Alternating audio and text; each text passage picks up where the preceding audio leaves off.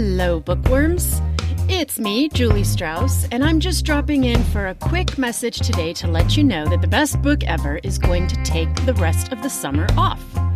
Now, those of you who are paying close attention may have noticed that I already took a month off around about April when my family was going through a really rough season. We got through that okay, and I felt okay enough to jump back into all of my work obligations. And then I realized earlier this week that my current pace is not sustainable unless I rest. And I wanted to share this information with you because y'all are readers. And I think you'll understand that the way I finally figured out that I was nearing the point of collapse was when I took a hard look at my reading life, weirdly enough. In terms of reading books for the podcast, my reading life in 2023 has been great, but I now realize that's because my guests were essentially assigning me books, and I have to read them by a certain deadline in order to talk to them for this show. But my personal reading life has been a mess, and I keep sort of swinging between two extremes, just total lack of energy or interest in books one day, which paralyzes me before I even start reading, and then the next day I'm sort of manic to start every single book ever written. And that mania is also paralyzing. I really picked up on it when I looked over past newsletters that I send out every week. There's a section where I talk about the books that I'm reading, and I noticed a continued pattern of me saying, I started this book, but I couldn't get into it. Or, this one's really dragging for me. Or, I can't decide what to read next. Why don't you guys send me some suggestions? And I mean, I'm always looking for new book suggestions, but this was kind of out of control. Many years ago, I think I was in my 20s, so actually, I think it was decades ago, a close friend of mine said that her husband could always tell her overall mental state by looking at her fingernails. And if her nails were long and well manicured, that generally meant that she was healthy and feeling good.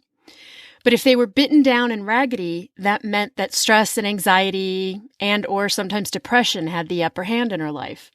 I have a couple of tells of my own, but this was the first time that I noticed I have a tell outside of my physical body habits.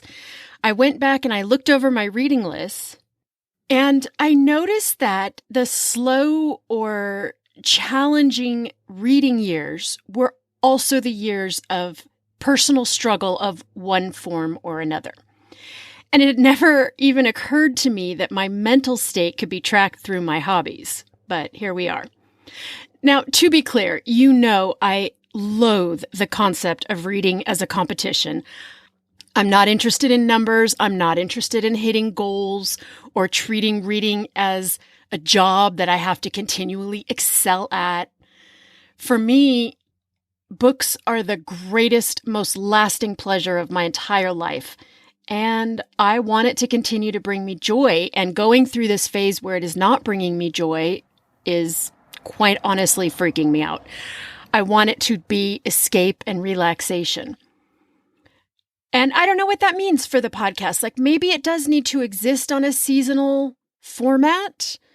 Or maybe I need to just get really ahead of the game. I'm not sure yet, but I'm going to take some time to really think about how that is going to look. But just like how my girlfriend could see she was in a danger zone by looking at her nails, I now see that my reading life might indicate my own struggles to me if I pay close enough attention. So I'm taking the rest of July and August off. We are taking a family vacation, but other than that, I'm honestly not going to do much except hang out with my teenagers who are still at home. I am neck deep in writing my latest book, which is due to the editor in September, so that's going to keep me still mentally active. But other than that, I just want to read for pleasure and nothing else.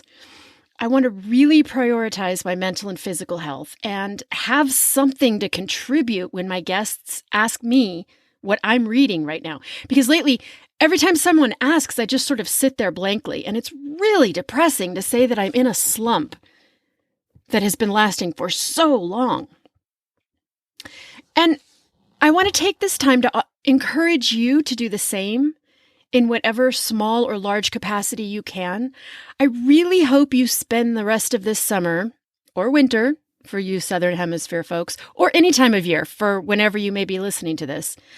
I hope you spend some time reading for pleasure, not obligation, and resting whenever you can, and spending face-to-face time, not internet time, with the people you love. And above all, ignoring your stupid phone whenever possible. That's what I'm going to do. What you want to do now is make sure that you're subscribed to this show wherever you listen to podcasts, so you will get an alert as soon as I start up the next season. I already have a brand new episode in the vault prepared for September 4th. I'm very excited about it. It's a really good episode. It's a great book. I know you're going to like that interview. And I'm excited to come back in September because that's when I put out the first calls for kids to come on the show and tell me about their favorite books. We'll be preparing for our annual Kids YA gift giving episode. And I know I say this every single time, but that is always my favorite episode of the year. So make sure you're subscribing so you don't miss anything.